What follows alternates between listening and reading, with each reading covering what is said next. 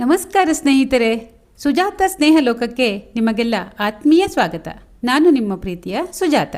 ಇವತ್ತು ನಾನು ನಿಮಗೆ ಮಿಡಿ ಮಾವಿನ ಉಪ್ಪಿನಕಾಯಿಯನ್ನು ಸಾಂಪ್ರದಾಯಿಕವಾಗಿ ಹೇಗೆ ಮಾಡುವುದು ಅಂತ ತೋರಿಸಿಕೊಡ್ತಾ ಇದ್ದೇನೆ. ಮಳೆಗಾಲದ ಪೂರ್ವ ತಯಾರಿಯಲ್ಲಿ ಕರಾವಳಿ ಮತ್ತು ಮಲೆನಾಡಿಗರ ಮುಖ್ಯ ಕೆಲಸ ಅಂತಂದರೆ ಮಾವಿನ ಮಿಡಿಯ ಉಪ್ಪಿನಕಾಯಿ ಹಾಕುವುದು. ರುಚಿಯಾದ ಉಪ್ಪಿನಕಾಯಿಯನ್ನು ಶುಚಿಯಾಗಿ ತಯಾರಿಸಿ ಜಾಡಿಗಳಲ್ಲಿ ತುಂಬಿಸಿ ಇಟ್ಟೆವೆಂದರೆ ಮಳೆಗಾಲದ ಊಟದ ರುಚಿ ಇಮ್ಮಡಿಯಾಯಿತೆಂದೇ ಲೆಕ್ಕ. ಈ ಮಿಡಿ ಉಪ್ಪಿನಕಾಯಿಯ ರುಚಿಯನ್ನು ಬಲ್ಲವರೇ ಬಲ್ಲರು. ಎಂತಹ ಪಂಚಭಕ್ಷಗಳಿದ್ದರೂ ಒಂದು ಚೂರು ಉಪ್ಪಿನಕಾಯಿ ಊಟದಲ್ಲಿ ಇಲ್ಲದಿದ್ದರೆ ಆ ಊಟಕ್ಕೆ ರುಚಿಯೇ ಇಲ್ಲ.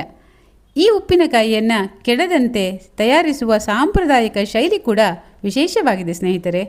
ಸ್ವಲ್ಪ ಹೆಚ್ಚು ಕಡಿಮೆಯಾದರೂ ಉಪ್ಪಿನಕಾಯಿ ಬೇಗನೆ ಕೆಟ್ಟು ಹೋಗುತ್ತದೆ. ಹಾಗಾದರೆ ಆ ಸಾಂಪ್ರದಾಯಿಕ ಶೈಲಿಯಲ್ಲಿ ಹೇಗೆ ಉಪ್ಪಿನಕಾಯಿಯನ್ನು ಮಾಡುವುದು ಅಂತ ನಾನೀಗ ನಿಮಗೆ ತೋರಿಸ್ಕೊಡ್ತೇನೆ, ಬನ್ನಿ. ಗೆಳತಿ ರಾಧಾ ಗಣೇಶ್ ಬೆಳ್ತಂಗಡಿಯ ಬಳ್ಳ ಮಂಜದ ಅವಳ ತೋಟದಿಂದ ಮಾವಿನ ಮಿಡಿಗಳನ್ನು ಕೊಯ್ದು ಶುದ್ಧ ಮಾಡಿ ಉಪ್ಪಲ್ಲಿ ಒತ್ತಿಟ್ಟು ಚಿರುಟಿಸಿ ತಂದುಕೊಟ್ಟಿದ್ದಾಳೆ. ಇದರಲ್ಲಿ ಸುಮಾರು 100 ಮಾವಿನ ಮಿಡಿಗಳಿವೆ. ಒಳ್ಳೆಯ ಪರಿಮಳದ ಹದವಾದ ಮಿಡಿಗಳು. ಕತ್ತರಿಸಿದರೆ ವಾಟೆ ಈ ರೀತಿ ಎಳೆಯದಾಗಿ ಇರಬೇಕು. ವಾಟೆ ಬಲಿತರೆ ಅದರಿಂದ ಮಿಡಿ ಉಪ್ಪಿನಕಾಯಿಯನ್ನು ಹಾಕಲು ಬರುವುದಿಲ್ಲ. ಮಾವಿನ ಮಿಡಿಗಳನ್ನು ಈ ಉಪ್ಪು ನೀರಿನಿಂದ ಎತ್ತಿ ಸ್ವಲ್ಪ ಗಾಳಿಯಲ್ಲಿ ಒಣಗಲು ಬಿಟ್ಟಿದ್ದೇನೆ ಮತ್ತು ಈ ನೀರನ್ನು ಶೋಧಿಸಿಕೊಂಡು ಇಟ್ಟಿದ್ದೇನೆ. ಈ ಉಪ್ಪು ನೀರು ನಮಗೆ ರಸಕ್ಕೆ ಸಾಕಾಗುವುದಿಲ್ಲವಾದ್ದರಿಂದ 1 ಲೀಟರ್ನಷ್ಟು ಫಿಲ್ಟರ್ ನೀರನ್ನು ಇದಕ್ಕೆ ಸೇರಿಸಿಕೊಂಡಿದ್ದೇನೆ ಹಾಗೂ ಅರ್ಧ ಪಾವಿನಷ್ಟು ಹರಳುಪ್ಪನ್ನು ಸಹ ಹಾಕಿಕೊಂಡು ಕುದಿಯಲು ಇಟ್ಟಿದ್ದೇನೆ. ಕೆಲವರು ಮಿಡಿ ಬಿಟ್ಟುಕೊಂಡಿದ್ದ ನೀರನ್ನು ಕುದಿಸಬಾರ್ದು, ಕುದಿಸಿದರೆ ಪರಿಮಳ ಹೋಗುತ್ತೆ ಅಂತಾರೆ. ಆದರೆ ಕುದಿಸದಿದ್ದರೆ ಉಪ್ಪಿನಕಾಯಿ ಬೇಗನೆ ಕೆಟ್ಟು ಹೋಗುವ ಸಾಧ್ಯತೆ ಇರುತ್ತದೆ.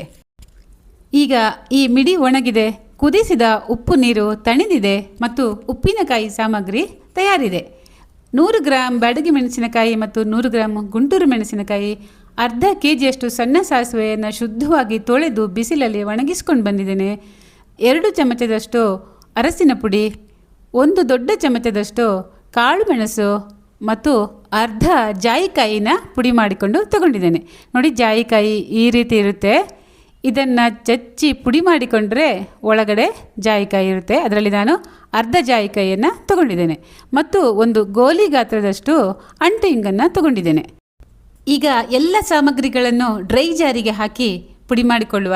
ಈಗ ಮೊದಲು ನಾನು ಸಾಸಿವೆಯನ್ನು ಹಾಕ್ಕೊಂಡಿದ್ದೇನೆ. ಸಾಸಿವೆಯನ್ನು ಹಾಕ್ಕೊಂಡು ಇದನ್ನು ಚೆನ್ನಾಗಿ ಪುಡಿ ಮಾಡಿಕೊಂಡಿದ್ದೇನೆ.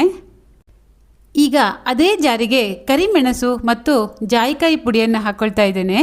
ಉಪ್ಪಿನಕಾಯಿಯ ವಿಶಿಷ್ಟವಾದ ಪರಿಮಳವನ್ನು ಹೆಚ್ಚು ಮಾಡೋದರಲ್ಲಿ ಈ ಜಾಯಿಕಾಯಿಯ ಪಾತ್ರ ಮಹತ್ವದ್ದು. ನೋಡಿ, ಇದು ಈಗ ಇಷ್ಟು ತರಿತರಿಯಾಗಿ ಪುಡಿಯಾದರೆ ಸಾಕು. ಒಣಮೆಣಸಿನಕಾಯಿಯನ್ನು ಕೂಡ ಅದೇ ಜಾರಿಗೆ ಹಾಕಿ ಪುಡಿ ಮಾಡ್ಕೊಳ್ಳೋಣ. ಈ ಒಣಮೆಣಸಿನಕಾಯಿಯನ್ನು ನಾನು ಒಳ್ಳೆ ಬಿಸಿಲಿಗೆ ಹಾಕಿ ಒಣಗಿಸ್ಕೊಂಡು ಬಂದಿದ್ದೇನೆ ಸ್ನೇಹಿತರೆ. ನೋಡಿ, ಅದರಿಂದ ಎಷ್ಟು ಚೆನ್ನಾಗಿ ಪುಡಿ ಆಯಿತು ನೋಡಿ. ಈಗ ಮೆಣಸಿನ ಪುಡಿಯನ್ನು ಒಂದು ದೊಡ್ಡ ತಟ್ಟೆಗೆ ಹಾಕಿಕೊಳ್ತಾ ಇದ್ದೇನೆ. ಹಾಗೆಯೇ ಸಾಸಿವೆ ಪುಡಿ, ಕರಿಮೆಣಸು ಮತ್ತು ಜಾಯಿಕಾಯಿ ಪುಡಿಯನ್ನು ಸೇರಿಸಿಕೊಂಡು ಅರಸಿನ ಪುಡಿಯನ್ನು ಕೂಡ ಹಾಕ್ಕೊಳ್ತಾ ಇದ್ದೇನೆ. ಇವೆಲ್ಲವನ್ನು ಈಗ ಚೆನ್ನಾಗಿ ಬೆರೆಸಿಕೊಳ್ಳೋಣ. ಉಪ್ಪಿನಕಾಯಿಯ ಇನ್ಸ್ಟಂಟ್ ಮಿಕ್ಸ್ ಈಗ ತಯಾರಾಯಿತು ನೋಡಿ. ಈ ಮಿಶ್ರಣವನ್ನು ತಣಿದ ನೀರನ್ನು ಸೇರಿಸಿ ನೆನೆದ ಇಂಗನ್ನು ಸೇರಿಸಿ ಹದವಾಗಿ ರುಬ್ಬಿಕೊಂಡು ಬರೋಣ. ಈಗ ನೋಡಿ ತಯಾರಾಯಿತು ಹದವಾದ ಘಮಘಮಿಸುವ ಬಾಯಲ್ಲಿ ನೀರು ಬರಿಸುವ ಮಾವಿನ ಮಿಡಿಯ ಉಪ್ಪಿನಕಾಯಿಯ ರಸ. ರಸದ ಸ್ಥಿರತೆ ಇಷ್ಟೇ ಇದ್ದರೆ ಸಾಕು. ಈಗ ನಾನು ಈ ರಸವನ್ನೆಲ್ಲ ಒಂದು ದೊಡ್ಡ ಪಾತ್ರೆಗೆ ಹಾಕ್ಕೊಂಡಿದ್ದೇನೆ ಮತ್ತು ಈಗ ಈ ರಸಕ್ಕೆ ಮಿಡಿಯನ್ನು ಮಿಶ್ರಣ ಮಾಡುವ ಸಮಯ. ಮಿಡಿಗಳನ್ನು ರಸಕ್ಕೆ ಈಗ ಸೇರಿಸ್ಕೊಳ್ತಾ ಇದ್ದೇನೆ.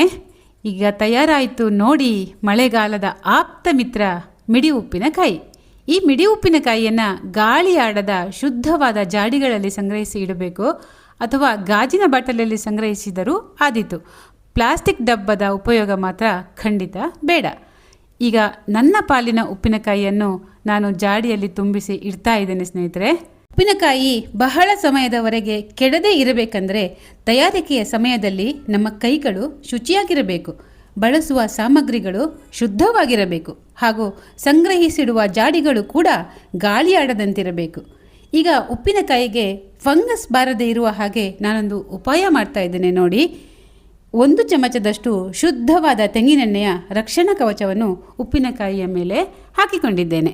ಈಗ ಒಂದು ಮುಚ್ಚಳವನ್ನು ಮುಚ್ಚಿ ಒಂದು ಶುಭ್ರವಾದ ಬಿಳಿ ಬಟ್ಟೆಯನ್ನು ಹೊದಿಸಿ ಗಾಳಿ ಆಡದಂತೆ ಒಂದು ದಾರದಿಂದ ಬಿಗಿಯಾಗಿ ಕಟ್ಟಿದರೆ 2 ವರ್ಷಗಳವರೆಗೂ ಈ ಉಪ್ಪಿನಕಾಯಿ ಕೆಡುವುದಿಲ್ಲ.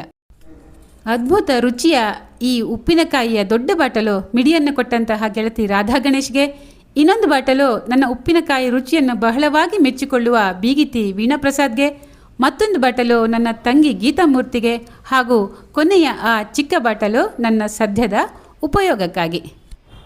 ನನ್ನ ಇವತ್ತಿನ ವಿಡಿಯೋ ನಿಮಗೆ ಹೇಗನ್ನಿಸ್ತು ಸ್ನೇಹಿತರೆ? ದಯವಿಟ್ಟು ಕಾಮೆಂಟ್ ಮಾಡಿ ತಿಳಿಸಿ. ನಿಮ್ಮ ಎಲ್ಲ ಕಾಮೆಂಟ್ಗಳನ್ನು ನಾನು ಓದ್ತೇನೆ ಮತ್ತು ಪ್ರತಿಕ್ರಿಯಿಸ್ತೇನೆ ಕೂಡ. ಇಷ್ಟ ಆದರೆ ಲೈಕ್ ಮಾಡಿ, ಶೇರ್ ಮಾಡಿ ಮತ್ತು ಬೆಲ್ ಐಕನ್ನ ಕ್ಲಿಕ್ ಮಾಡಿ. ನನ್ನ ಸುಜಾತ ಸ್ನೇಹಲೋಕ ಯೂಟ್ಯೂಬ್ ವಾಹಿನಿಯನ್ನು ನೀವು ಇದುವರೆಗೆ ಸಬ್ಸ್ಕ್ರೈಬ್ ಮಾಡಿಕೊಂಡಿಲ್ಲ ಅಂದರೆ ದಯವಿಟ್ಟು ಸಬ್ಸ್ಕ್ರೈಬ್ ಮಾಡಿಕೊಳ್ಳಿ. ಇನ್ನೊಂದು ವಿಶೇಷವಾದ ವಿಡಿಯೋದೊಂದಿಗೆ ನಾನು ಮತ್ತೆ ನಿಮ್ಮನ್ನು ಭೇಟಿ ಆಗ್ತೇನೆ. ಅಲ್ಲಿವರೆಗೆ ನಮಸ್ಕಾರ. ಸೌಖ್ಯವಾಗಿರಿ, ಖುಷಿಯಾಗಿರಿ.